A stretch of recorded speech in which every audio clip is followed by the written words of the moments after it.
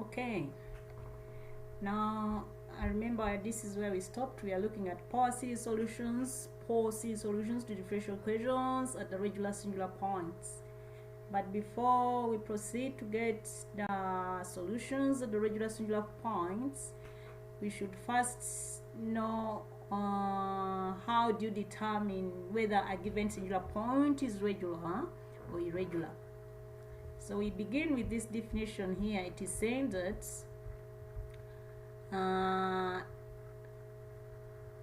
if you have a differential equation given as this, y double dash plus 21xy dash plus 22xy equals 0, and this is a differential equation, a second order DE, but when the coefficient of the second derivative here is 1, okay,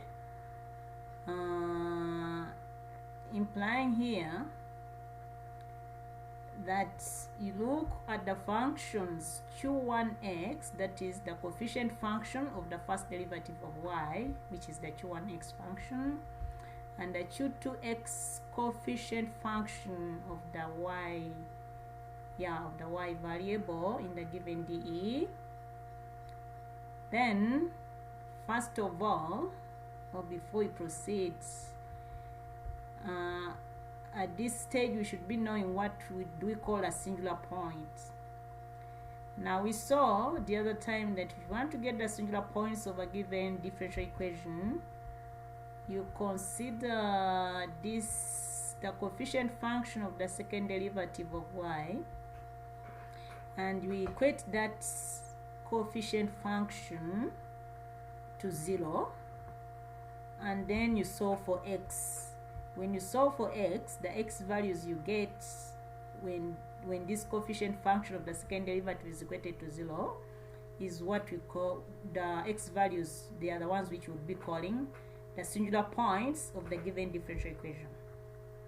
But here today we want to see how can you classify them to see whether they are regular or irregular singular points. So to do that, because when we began we had a function here which we used to get the singular points of this DE, then you have to express that given DE in this format whereby the coefficient of the second derivative of y is a 1, and that is done by dividing throughout the entire differential equation by the coefficient of the second derivative of y.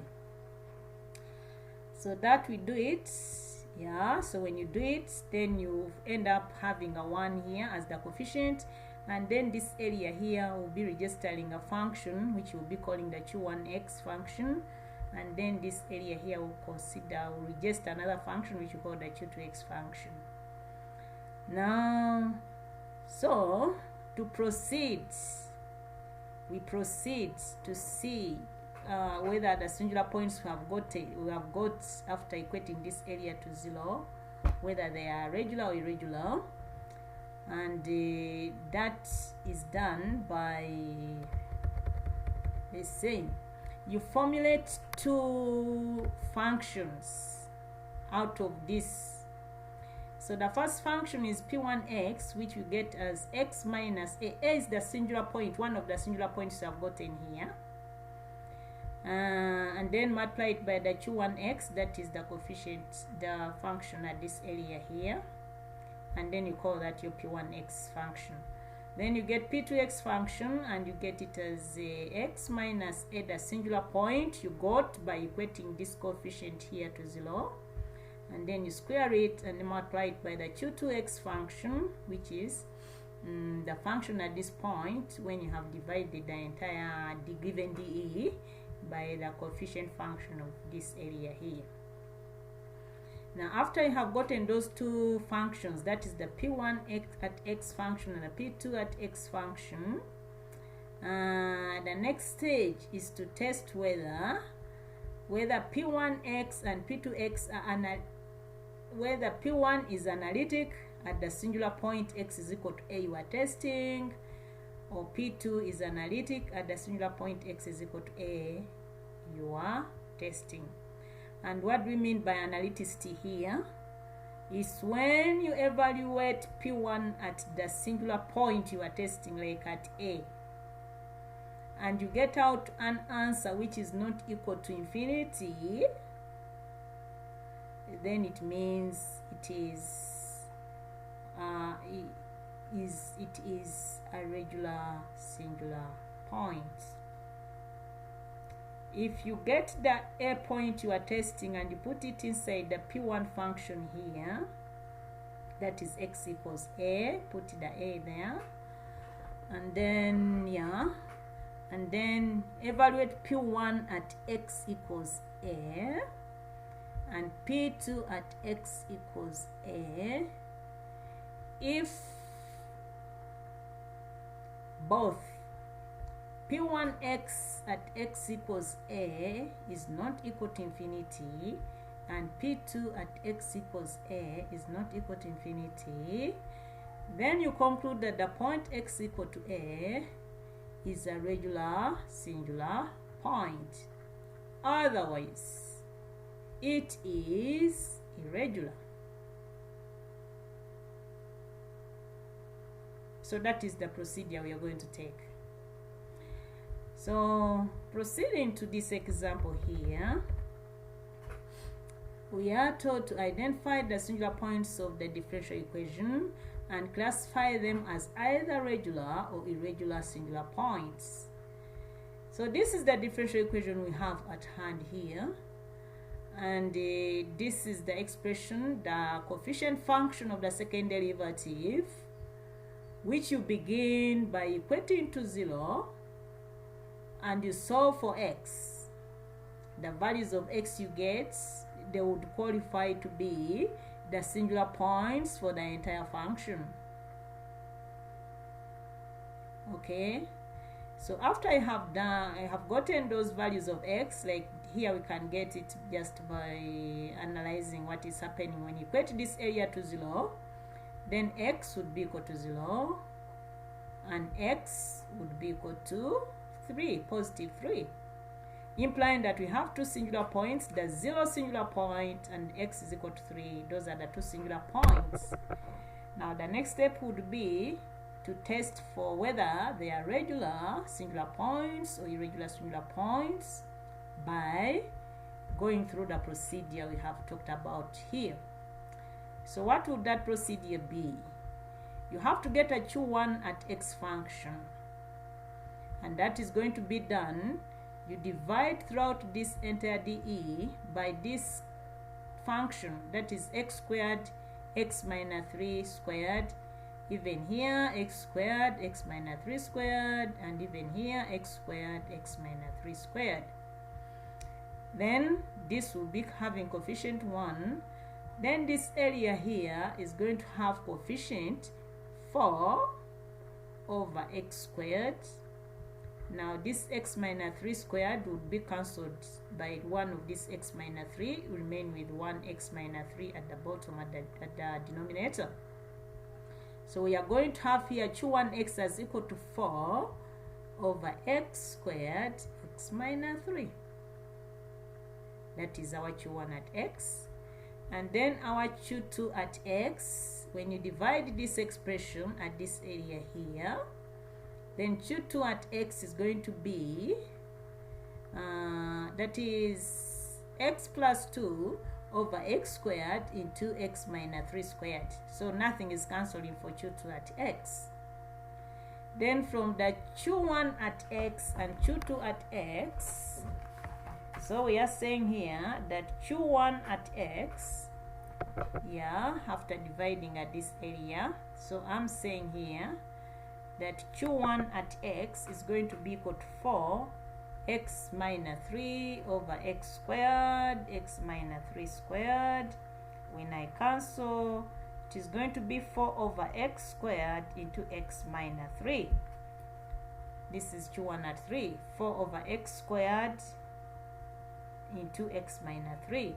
And then Q2 at x is going to be equal to x plus 2 over x squared into x minus 3 squared. that is q2 at x. Now, so we are proceeding. So I'm saying here that the singular points occur when the function, this one, is equal to 0. That is this was the coefficient function of the second derivative of y, and that gave us the singular points x is equal to 0 and x is equal to 3. Then we proceed, and now according to the definition, or with reference to the definition of determining the regular singular point or irregular singular point, we have our q1 at x is 4 over x squared into x minus 3, and q2x is x plus 2 over x squared into x minus 3 squared. So having gotten those two, then we begin testing the singular points one by one. So part A here, we want to test the point x is equal to 0.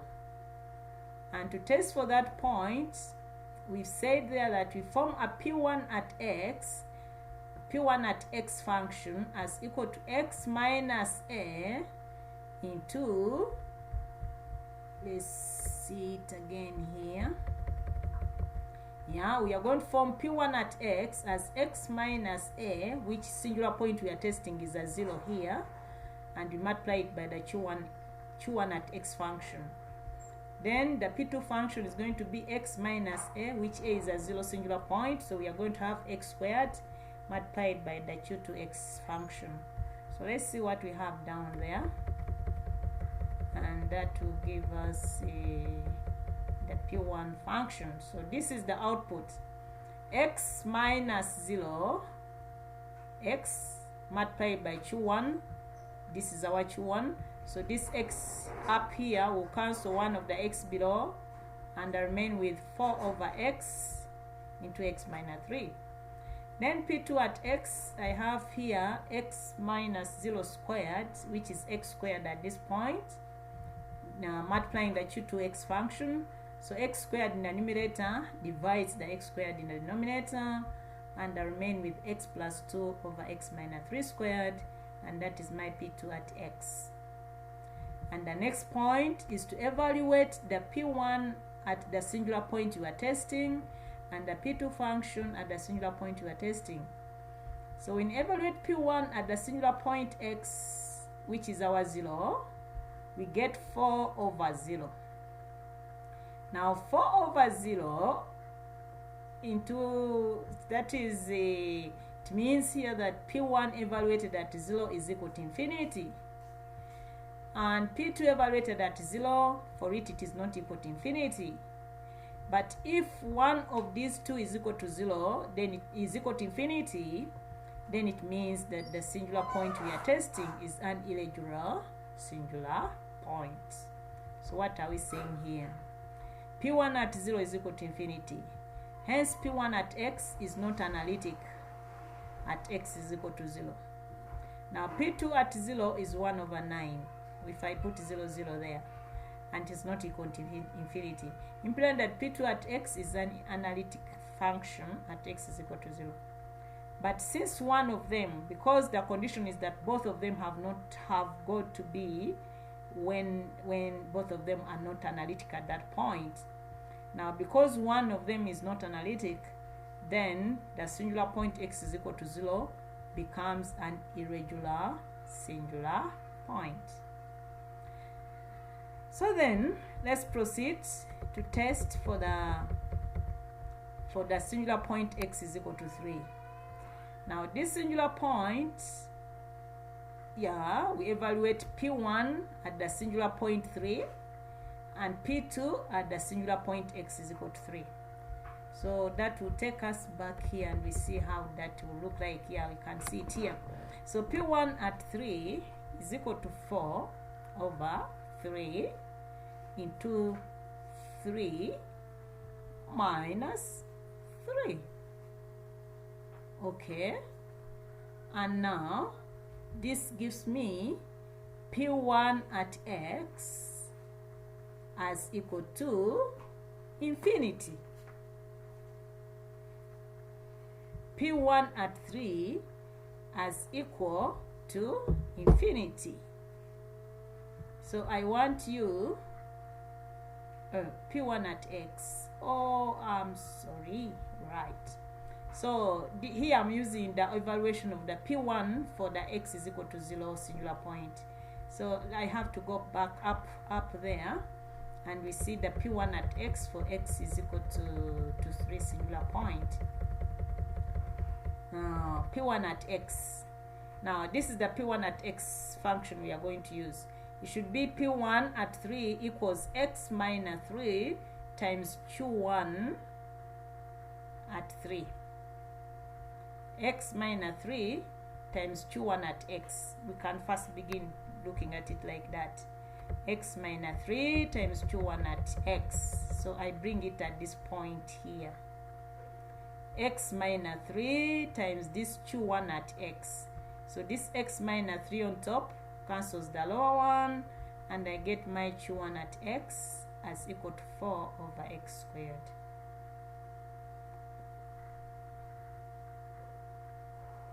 What am I doing? Yes. We said P1 at x should be x minus 3 times Q1 at x. So what I'm doing at this area here, I'm putting my x minus 3 and I'm multiplying it by this entire Q1 at x. So I'm cancelling up and I'm cancelling down. I remain with 4 over x squared, and this is going to be my P1 at x for the singular point x is equal to 3. So that we come here and we see it here. It is going to be 4 over x squared. Yeah, this is the P1 at x is equal to 3. The one I was using here is for the singular point x is equal to 0. But now, yeah, I've ironed it out for you. So this is when x is equal to 3. This is the P1 at x we should have. Then the P2 at x for x is equal to 3 would be given as x minus 3 squared times Q2 at x. And that would mean here, this is my Q2 at x.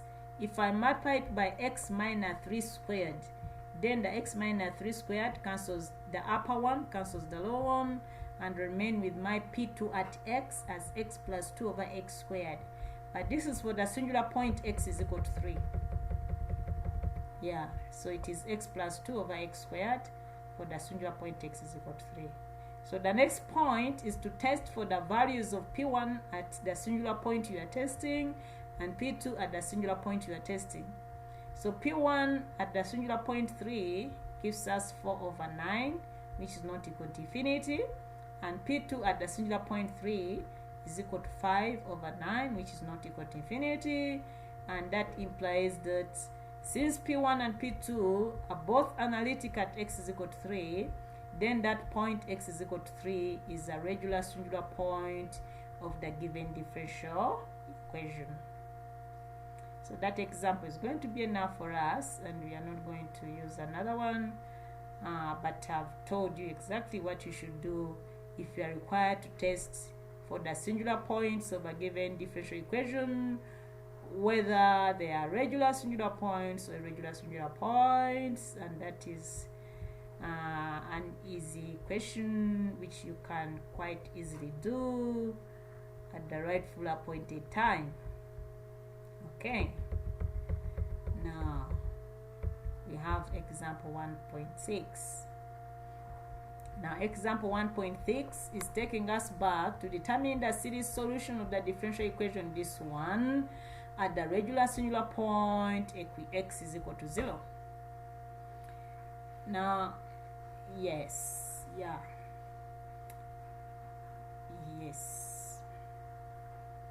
let me first test the voice, and then we'll see whether we're on the right track.